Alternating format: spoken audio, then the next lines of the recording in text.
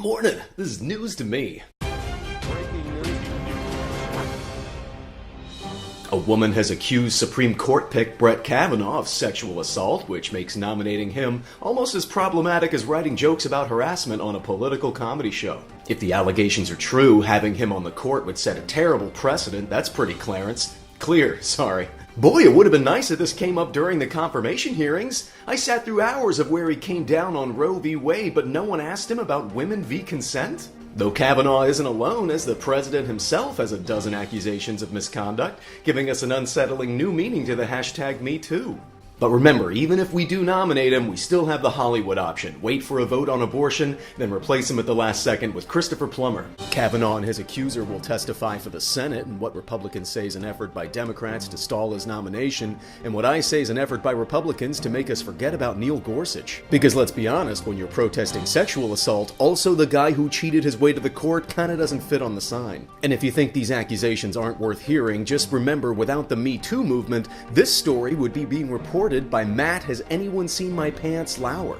My favorite part of the story so far are the pictures of Kavanaugh and his classmates getting lit in the 80s.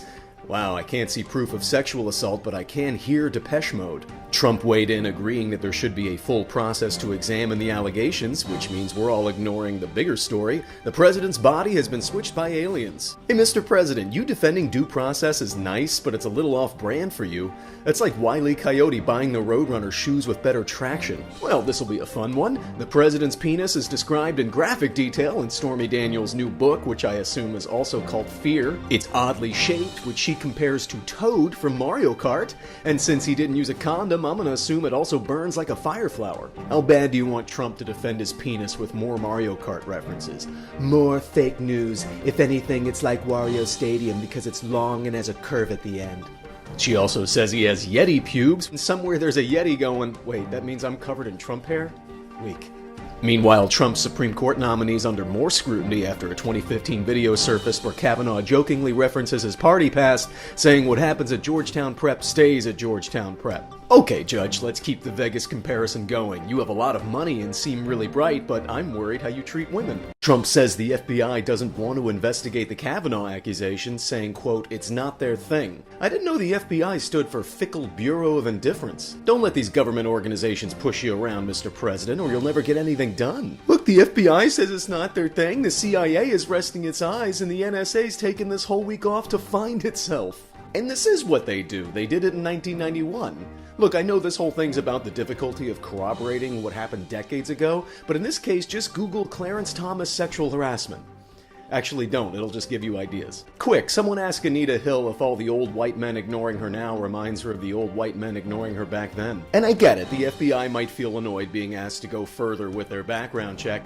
It's like back in high school when I had to redo my book report on David Copperfield because apparently there were deeper morals than coping with making the Statue of Liberty disappear or whatever. There's a rumor in preparation for the Kavanaugh assault hearing, the all-male GOP Judiciary Committee's looking for a female lawyer to ask questions. Because the best way to avoid another Anita Hill is to make sure this time the condescension's coming from someone without a penis. It's an awkward ad to put in the paper. We are 11 men seeking one woman to be filmed asking questions of a sexual nature while we watch and potentially bang our gavels.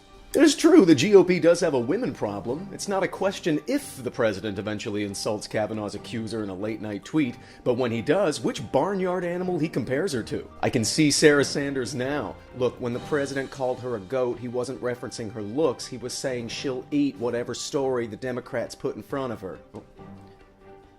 Okay, now that one was about her looks. Someone asked me a question about the economy. Cool? Cool.